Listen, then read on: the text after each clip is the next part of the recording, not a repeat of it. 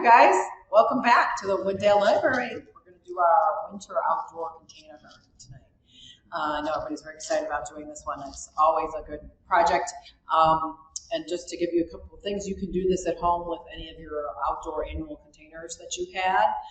Just cutting out the dead plants and using that soil as your, like your foam that we're going to use here, just to kind of hold all those weeds together. So that's one easy way of doing it with existing pots.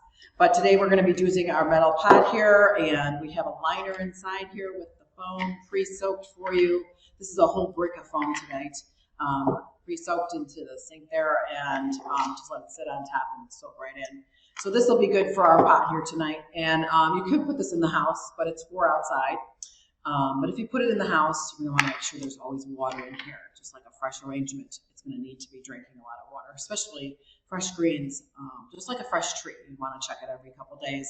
They tend to slow down after a few days of drinking and being hydrated. So as long as there's always some water in this liner, you're good to go.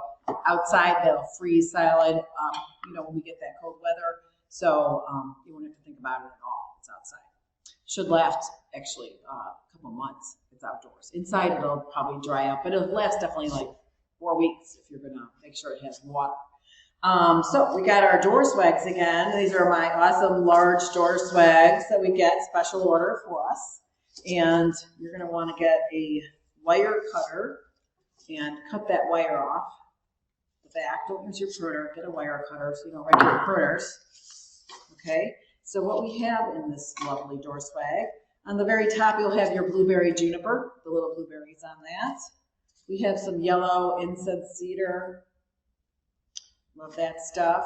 There's a sprig of pine in there, white pine. And we got some cedar. This is just regular cedar, green. And then the big bough on the back side is going to be your noble fir. Now this comes also with these nice little picks of pine cones and rose hips, berry type items on here. You can just pull those off right away, and we'll reuse those later. But we're going to take those off and set those aside. So you can use any picks if you have any kind of decorations. You've been at the craft store, and they have some fun different picks. You could always use some of that too in here. But we're going to go with these that came with it. Okay, so we're going to do this kind of as a one-sided, thinking it's kind of up against the house or against the porch somehow. But you can do this in an all-around fashion as well, so it can be seen from all sides. So basically, you're just going to want to look at how you're going to cut this into more usable size pieces. And I will show you from the back side. It's going to get big, and I'm going to hide behind it here. But we'll start at the bottom and take off these bigger boughs right here, working up that main stem. And it's nice to have a good pair of heavy pruners. These are my good Fiskars I bought. I do have these good ones also that are ratchet pruner. These are awesome too. I think cleaning, but they're great. I got these at the garden show downtown. But yeah, so sometimes I need those for those heavier boughs, but even this heavier pruner works just well too, just as fine. So here, we're going to keep taking off some of these bottom branches, just a few, not all of them. I think I'm going to stop about there. I'm going to take this little guy here, a couple of these little nubs, why not? So I'm not stripping this whole thing. I'm going to use this big bough here. I'm going to cut it to about here.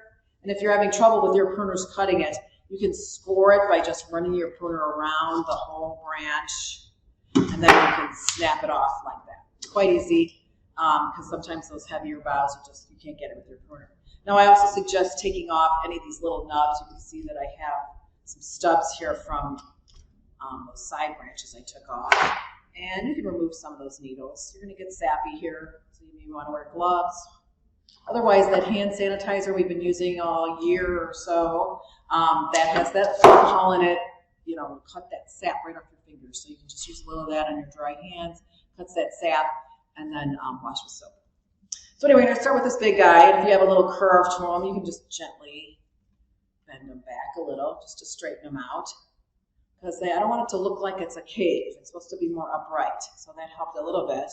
And you can use this to go in sideways too. So if you're looking down, our first placement, so if you're looking down at our cute little bucket here with these little handles. We have a couple little pieces of bricks of foam on the side that I cut. So I'm actually going to use this part into one of those side pieces of foam. So I'm going to come in and go in at an angle. You can see that.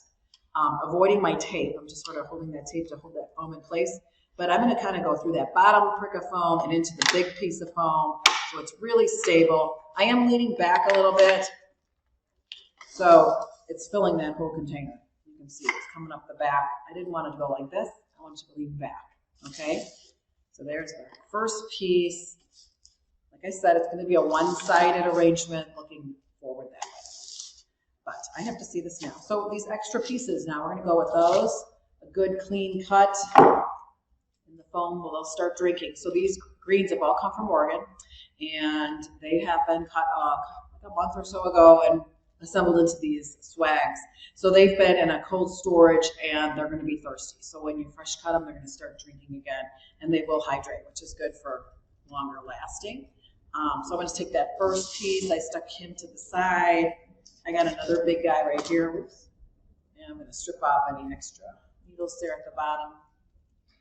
And you do want to go in pretty deep on the foam on these as you could, because it is going to be outside most likely, and you know those winds will could be pretty tough. So get it in nice and tight so it's not going to blow apart, fall apart on you. So I did those two first side pieces, almost like little arms waving at you there. And then we got our big tall one there. So I'm going to continue using all this noble fur. I'm going to use it all up.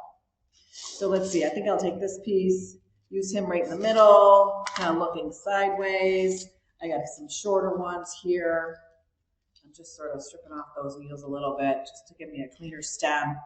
It'll go in deeper and won't create such a big hole. I'm going to take one up in front and turn it sideways. So it's just sort of cascading over the edge of the dish. And do remember to come in horizontally and right up to the edge of that container. So it's filling the whole container, not just going in on the top, okay? So here on the sides, we'll just keep sticking them in. Let's see, I can't see what I'm doing. Here we go. Right into there. Try not to move things once you get it in there, because you're just going to create many holes. The thing will fall apart on you, especially with these bigger boughs here. So once is good.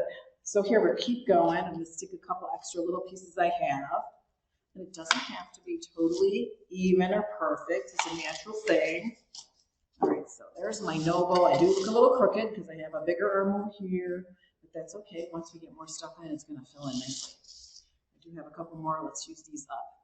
Shorter pieces are great right up in front, just to fill in that front spot. There we go. And yeah, here's a couple more. So sometimes even if you have extra, you can use some in the back to really support your container. The more stuffed it is, the more it's going to hold together solid over the winter and freeze up real nice. So even some of these extra stubs that you don't, like I got a lot of gnarly stuff there, but I'm going to trim that off. I was going to say some of these bigger stubs will be great for support too. If you find your thing is a little floppy, you can use some of these loggy type pieces way in the back. No one's going to see it. That will just help support it, okay? Really stuff it in nice and tight. All right, so I got my noble fir. Next, I have a sprig of pine. And I do have a little extra pine, just because sometimes they're not so big. But this is a nice piece. It has little cones on it sometimes, and it's attractive. So I want to see a different texture. I'm going to take a tall one up there, right in front of my noble. He's doing a little curvy thing. That's okay. And then you could do a little white pine here. Let's go with this one. Nice and tall. Right straight in the middle facing forward. Okay, that looks good. And then I have a little end here and use that down low. So it's just sort of cascading over the edge. So the edge is just kind of mix in your foliages so they're all different textures together. Let me give it a little tweak here since I'm looking at it from behind. Oh, there we go. So next, the cedar. Now the cedar is very floppy, as you can see. It's a little more challenging to work with. I got a couple little brown spots here. I'm going to start by taking off some of these little tips here. Trying to use some of these heavier stems too, because these softer individual stems, you'll probably struggle with that getting it into the foam. So we're going to try and use more of that woody stem. Any of these little yellow tips, you can just pull those right off. Just makes it look more natural. But anyway, if it's too tall, it's going to sometimes be really floppy. But I'm going to try, you got one taller piece, and this is about as a good tall, straightest piece I can have, and fit that in between my pine and my noble. So I'm just going to start mixing this through. Something like this, that's a little more floppy. So you have to kind of use your judgment call. I see him flopping this way, so I'm going to go this way like this. And have that just sort of cascade. Okay, I'm trying to do this from behind, so it's a little so we're going to go sideways with this. And then I need to follow up with another one on the other side. So let's get another guy. I'm sticking to all one green at a time just to kind of keep myself balanced here. So if you use little shorter pieces, it's not going to be as weighted or as tall and floppy. So it's good down on the edges, kind of cascading again over that container. Yeah, looks pretty good. And we'll just keep going here. I'm going to use this heavier stem right in the middle. Even if you have some, tips missing there, once you get it inside the arrangement, all the other greens will kind of cover that up. So not to worry, but just don't have a stub sticking out, okay? So sticking this in sometimes sideways will get more of a visual with it instead of everything going in flat. It'll give it a little more volume, and you'll see each green individually. So here again, I got a tall one, but it just wants to lean. So you'll have to make that work. I'm going to go a little shorter. And actually, if I see I may have to move this guy right here. He's a little too forward for me. And you can use their neighbor to help hold them in place. And then I'm going to come back with this one and have him kind of flop forward in between that pine again. He was tall. I'm really in there tight. Okay, again, I can't see the moving, so I have to rotate. Making arrangements from behind. So here we go. Yeah, looks good. Pretty heavy weighted. I'm going to take that and move that one. I don't see it. It's just flopping onto its front, and you really want to see its individual grains. So something that's too long, it's going to be too weepy. It's kind of crazy wild looking. So just, some of that will happen with this cedar, as you can see. It just does that. So you're going to have to work with that, make it a little, sometimes shorter is going to make it a little more tight and not so floppy. Let's see. Now, I'm going to take another glance at this as I spin around. So here we're going to go with more of these focal point type greens. That's going to be this yellow incense cedar. And it's really all about those cute yellow cones on there. So we want to see that up close. And so I'm going to stick that in the middle here, kind of in the front forward spot. There we go. Come on, you. Sometimes it's going to get tough once you start getting really full to get stuff in. But just wrestle it down. You can do it. And then one more. I need more stem here. So I'm going to follow up with a yellow on the opposite. And this too is a little weepy, but it's really about seeing those yellow cones. Okay. We'll rotate, you can see now. So here's my incense cedar right up in front, so nobody can see that because that's very special. It's bright colored. And the same with the little blueberry juniper. I love seeing those blueberries. Let's get a good piece. Pick out the best piece. Or right up in front. So right in the smack dab front because that's a good focal point. Seeing those blueberries. It's a little shorter of a green, so it has to be done kind of tight. So let's see. I'm going to stick a clump of it again up in front, so I can almost have a big focal point of the blueberry juniper. Let's stick it over here. I don't think you can go wrong as long as you just use it all up. Just keep sticking it in. Blueberry juniper in there. So now you can kind of see that blueberry right up in front. I don't know if you can see it clearly, but it's in here, right down and low. And then I kind of layered it with that incense cedar. So then we just work our way up to the taller with the white pine and the noble fir, and sort of wispy, soft stuff with our cedar. So that looks great. And now you got these little picks here. So we can stick those up in front. And I'm going to get those in. They have a good stem, so there's plenty of stem to get that in there. But I want to bring that red color up a little higher. You could definitely add more cones if you pick up some cones from your yard. I mean, you could probably just overdo it real quick. All right, I'll do a couple of these. I don't want them balanced. I kind of want to have it off center. So I'll go a little lower with this guy. And they're all wired, so it makes it real easy to play with. So you can fluff those cones and that incense, or that little, that cone with the rose hips berries on there. Kind of play with them so they're, you know, not smashed looking because they came out of a box. A couple more things. We have some curly willow. This is our curly willow. Comes from a bush that grows locally. It's fresh, so it's pliable. It may even root in your foam. So a couple pieces, depending on what piece you get. That's just going to give us a little character. And I must turn this to see again because I can't use it. So I got a cute little piece in there. I'll just do this one around here. One more over here. Just cool branches. You can also use some red twig dogwood from your yard. Really any branches that are barren and you're ready to cut. You can use any of those in your yard. But the curly willow is kind of distinct.